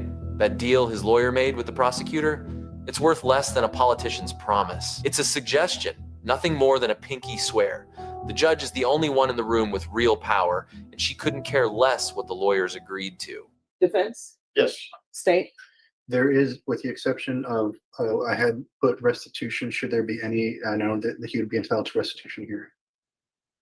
All right, it's gotta be restitution if any. Let me just tell you, if they're sending you to prison and your counsel is waiving a PSI, then whatever that restitution amount that that person claims, that's gonna be the restitution amount.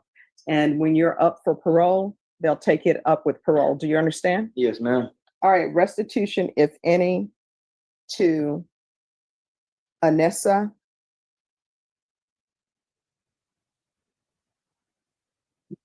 Nicole Guerra. Did you understand with an affirmative finding of family violence, you're not allowed to own or possess any weapons or ammunition? Yes, ma'am. Did you understand with an affirmative finding of family violence, you're not allowed to be designated primary custodial parent? Yes, ma'am. All right. Did you review the document entitled Trial Court Certification of Defendant's Rights to Appeal with your attorney? Did you understand it and sign it? Yes, ma'am.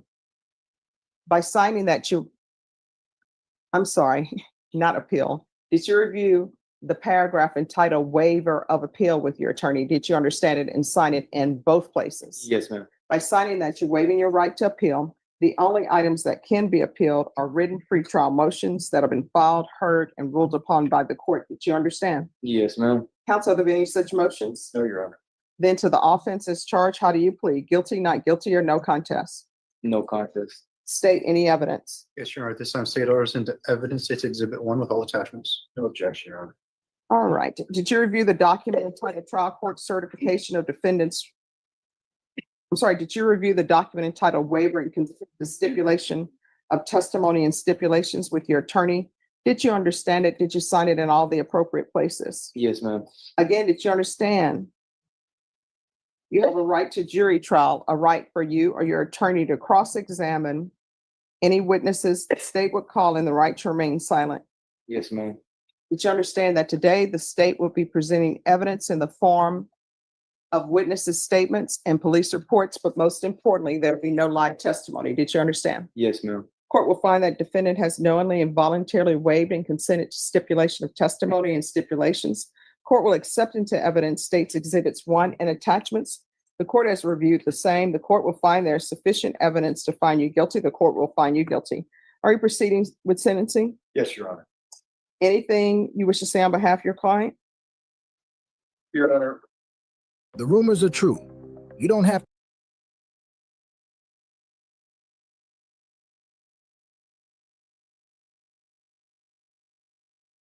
was kind of a tough decision for Mr. Geary to come to, but he thinks it's in his best interest and he would ask the court to go along with the plea bargain that it's taken us quite some time to negotiate, but I think he wants to get this behind him.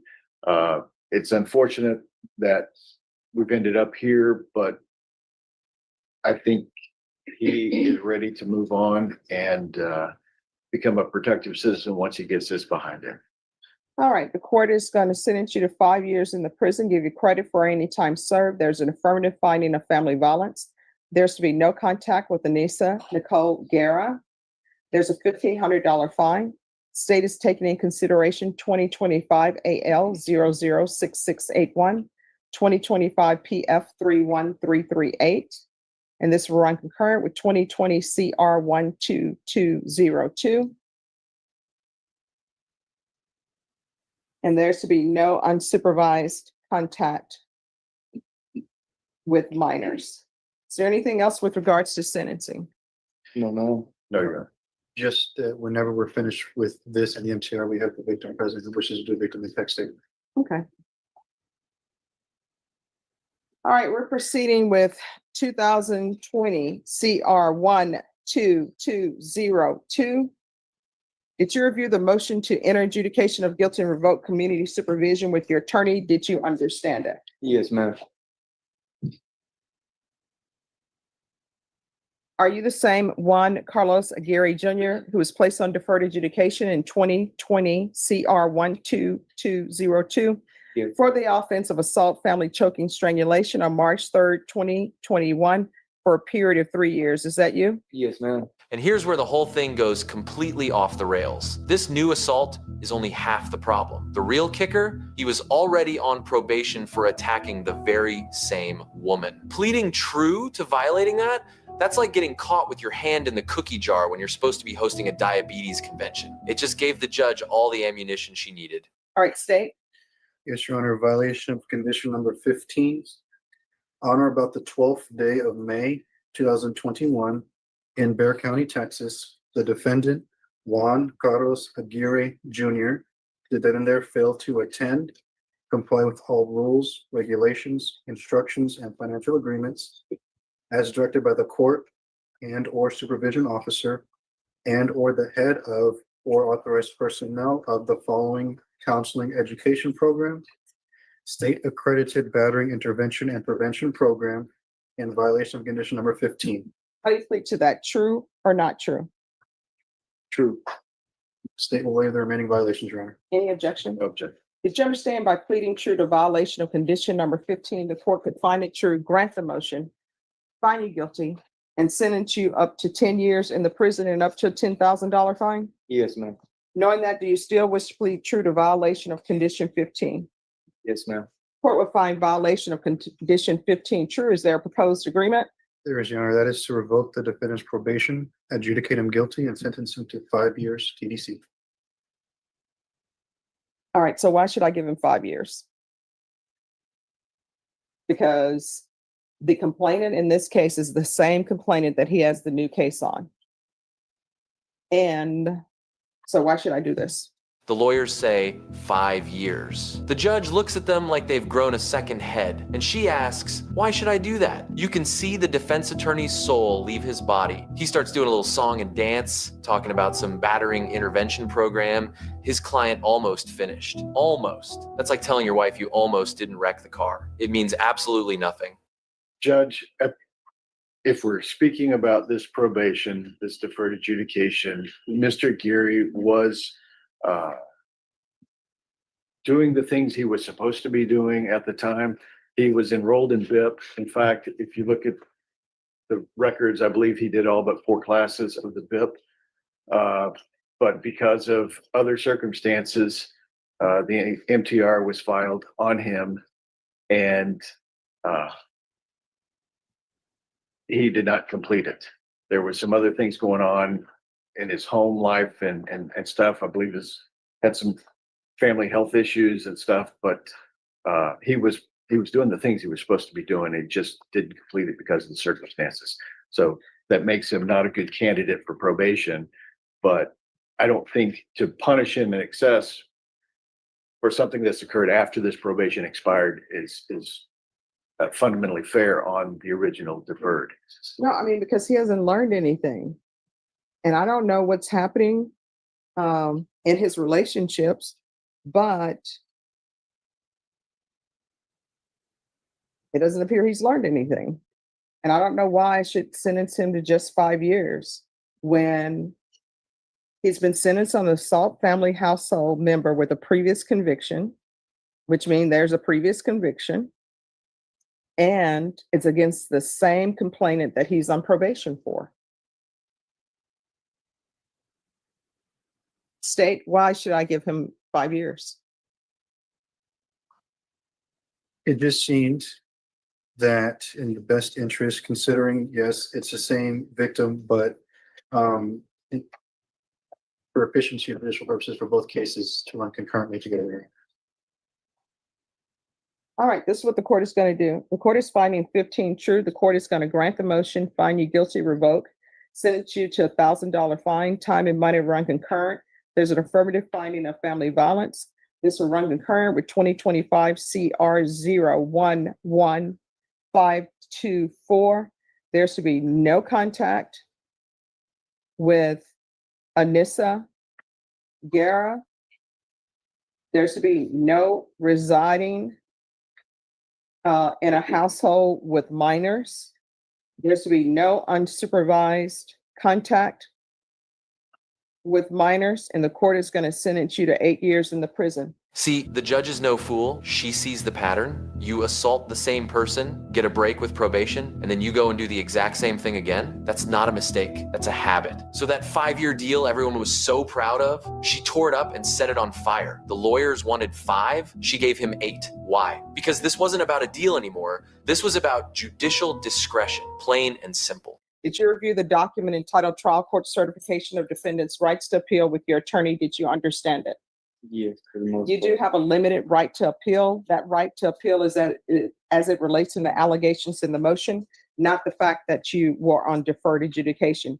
Because this is an affirmative finding of family violence and a felony conviction, you're not allowed to own or possess any weapons or ammunition.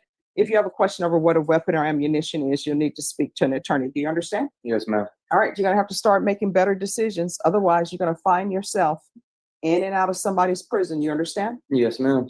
And your relationship with her is over. You understand? All right, good luck to you. So, in the end, Juan Carlos Aguirre Jr. walked into court with a 5-year deal and walked out with an 8-year prison sentence. He thought he had a path forward, but the judge closed the door. Was this the right call? Or did the judge let her personal feelings override a deal made in good faith? And more importantly, does a longer sentence actually create justice for the victim? Or does it just create a more resentful man who will eventually be released? Drop your thoughts below.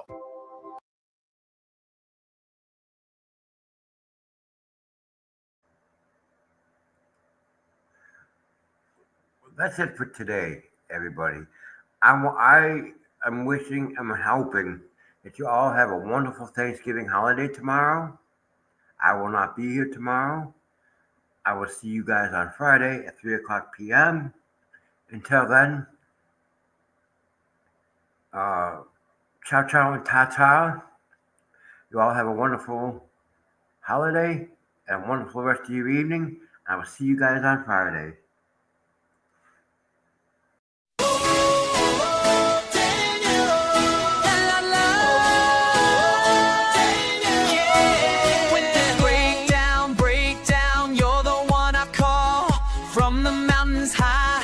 Come down to it all with your tools in hand, making magic flow. Every broken part, you help me grow. You fix it all, fix it all. You fix it all. Daniel, you make it right. Daniel, everything's right when I'm falling apart. You put me back together. Daniel, you make it better.